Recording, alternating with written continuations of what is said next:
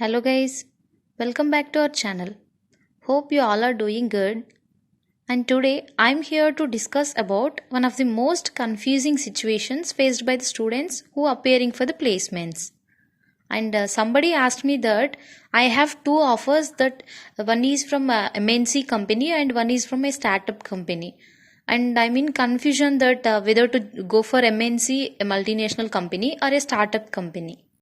And not only that person, I think many of you have might be in same situation that you are in confusion that whether to choose MNC or a startup company.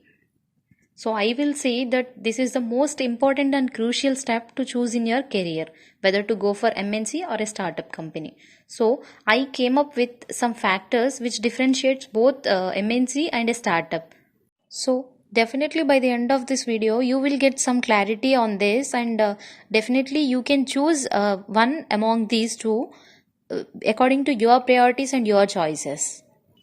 But before starting this video, if you are new to this channel, then do subscribe to our channel and hit the bell icon so that you will get the notifications whenever I upload a new video.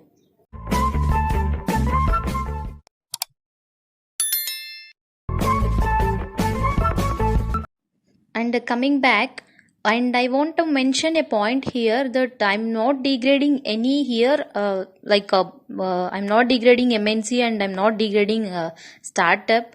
I want to let you know the difference between both of them based on some factors. Both MNC and startup have their own pros and cons. Either of them is good with its own benefits. So I will discuss all the factors one by one in detail. And our first factor which we are going to talk about is brand, which might be important for many people.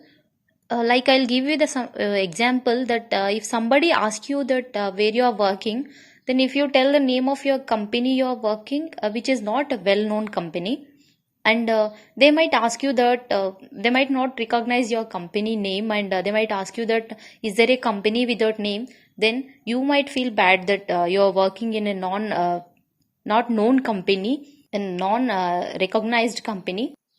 And there is another case also. If you tell the company name which is well known, then if they say that oh, you are working in such reputed company, then you might feel happy and proud to be part of that brand.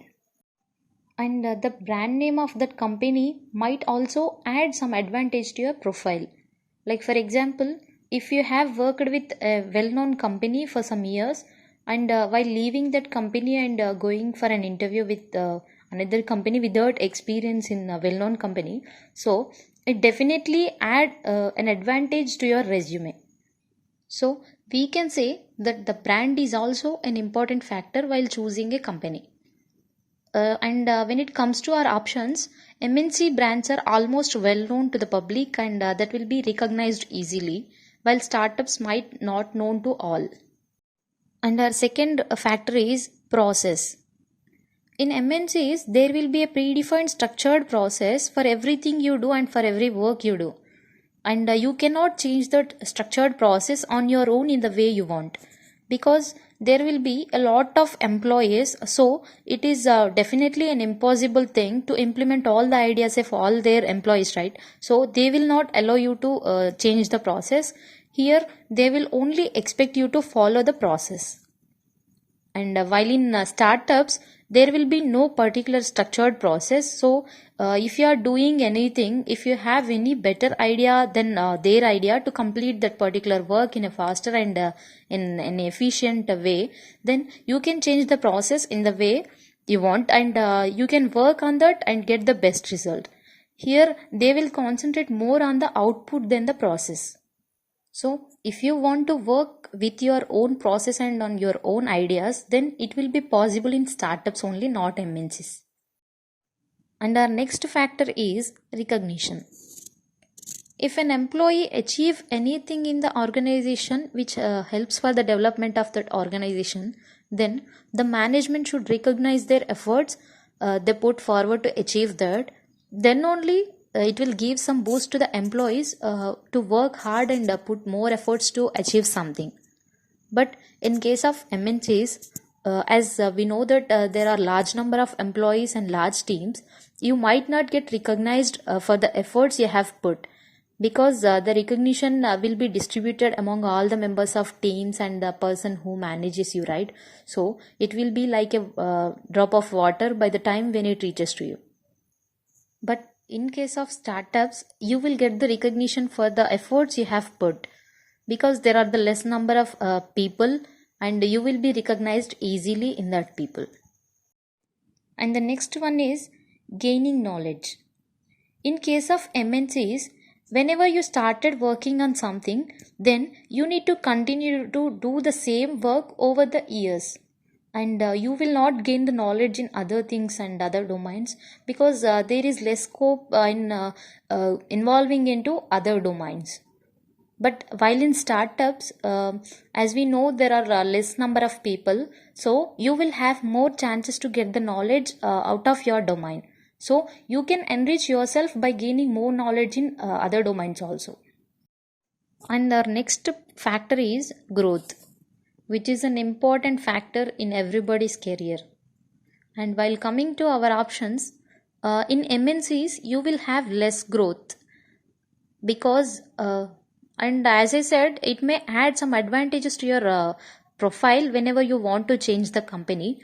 But if you stay in the same company for years, you will have only a fixed percentage of hike, and there will be a fixed duration to get promoted to the next role.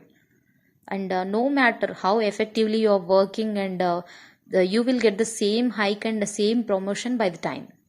But in startups, whenever you showcase your skills and achieve something good and that helpful for the company's growth, then definitely there will be some benefits, like a hike in salary with good percentage, like say 50% hike. Sometimes it might be 100% also, and you can get the promotion to good position also. So based on this, I can say that you will have more growth in startups than MNCs. And the next one is politics. As in MNCs, there will be a large number of employees, and everybody wants to get the recognition and want to develop their career. So definitely there will be some politics. And while in startups, there will be a limited number of employees, and there will be no politics between the employees. So if you fed up with the politics in the workplace and don't want to work in that environment, then you can choose the startups only. And the last, but I would say it is not least, job security. While coming to our options, there will be a good job security in MNCs, and the salary will be on time without any delay. And as they were big companies, they will have the projects in backup, and as well as they will be strong financially. So if there is any big crisis in the IT industry, then also they will be capable enough to hold their employees by paying them the salary in crisis also. While in startups, if they get loss continuously, if they run out of their funds, then they won't have an option to hold their employees by paying them in crisis time, because they are running their companies on the funding base, right? So they will have no option to hold their employees by paying them. So what I can say here is, if you are the main earner in your family, then definitely you can choose MNC, as there are some people who are depending on your salary and your work, so you cannot put their survival in risk, right? So for this reason you have to choose MNC only. It's better to choose MNC than startup. So guys, these are all the factors we should consider while choosing MNC or startup. And I think I have given you some clarity on this, and definitely by the end of this video you can be able to choose startup or MNC based on your priorities and your choices. So if you feel this video useful for you, then please like the video and subscribe to our channel for more information.